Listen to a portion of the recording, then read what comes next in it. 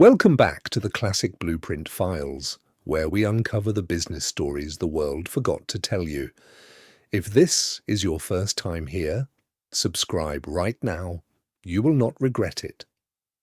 In part 1, we met Harvey Ball, the man who drew the world's most famous smile in 45 minutes and got paid just $45. We also met the French journalist who quietly turned that smile into a European empire.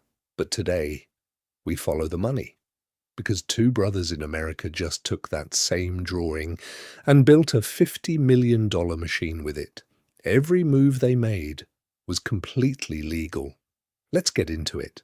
While a French family was locking down the smiley face across Europe, something wild was happening in America.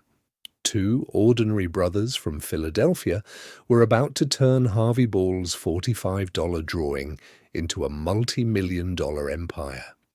And the craziest part, they did it completely legally. The year is 1970.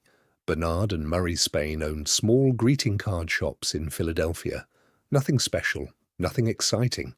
But one day, they noticed people going absolutely crazy over these little yellow smiley buttons appearing all across Massachusetts. They looked at each other and thought the same thing. This is money. But they didn't just copy the design and start selling. They were smarter than that. They picked up a pen and added 4 simple words just below the smile. Have a happy day. 4 words, that's all it took. Because Harvey Ball never protected his drawing, the Spain brothers ran with it. In under 2 years, they printed and sold over 50 million badges, T-shirts, mugs, and bumper stickers. 50 million. The smiley face was suddenly on cars, on clothes, on walls, on everything. It became the face of an entire generation. And Harvey Ball, the man who created it all in 45 minutes, he sat at home and watched it happen. Not one single penny came his way. Now, back across the ocean in France, Franklin Loufrani was doing something far more dangerous than selling merchandise. He was building a business empire. He realized that the moment you put a smiley face on any product, people feel good and they want to buy it. So he called one of the biggest candy companies in the world, Mars. He struck a deal to print the smiley face directly onto a candy called Bonitos, which was basically the European version of M&M's. The candy flew off the shelves. Then the 1980s arrived, and with it came the rave music explosion across Europe. Young people, loud music, colourful lights, and everywhere you looked, the smiley face. The Loufrani family was no longer a small trademark holder. They were printing millions of dollars every single year. Now, fast forward to 1996. Franklin's son Nicolas takes over the business, and Nicolas is different. He grew up watching the internet explode.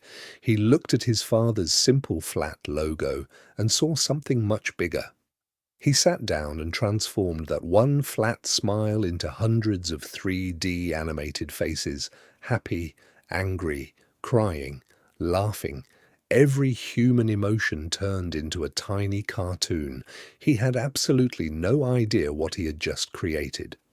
Because what Nicolas Loufrani accidentally invented were the world's very first graphical mobile emojis.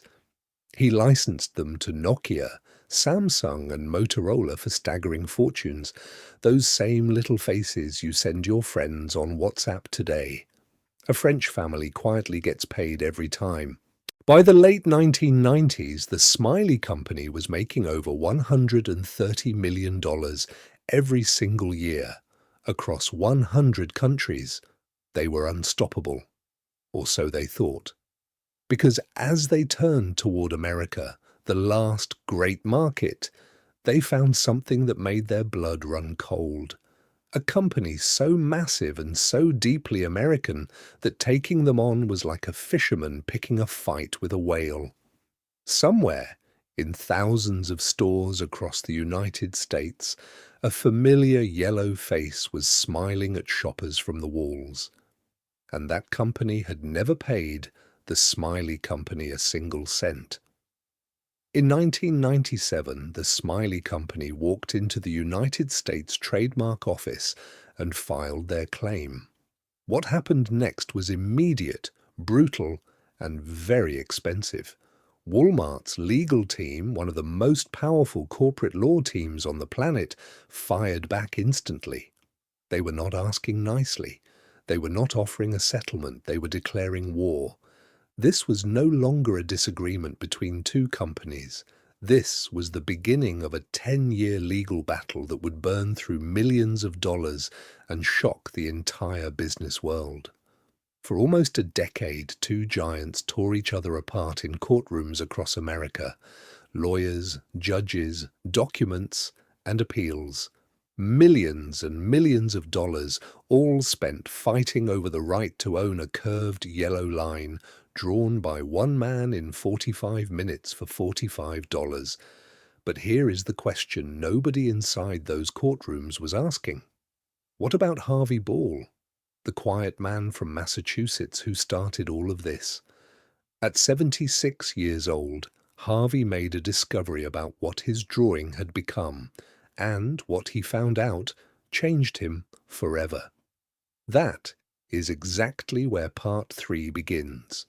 If you are not subscribed yet, do it right now, because part 3 is where everything explodes.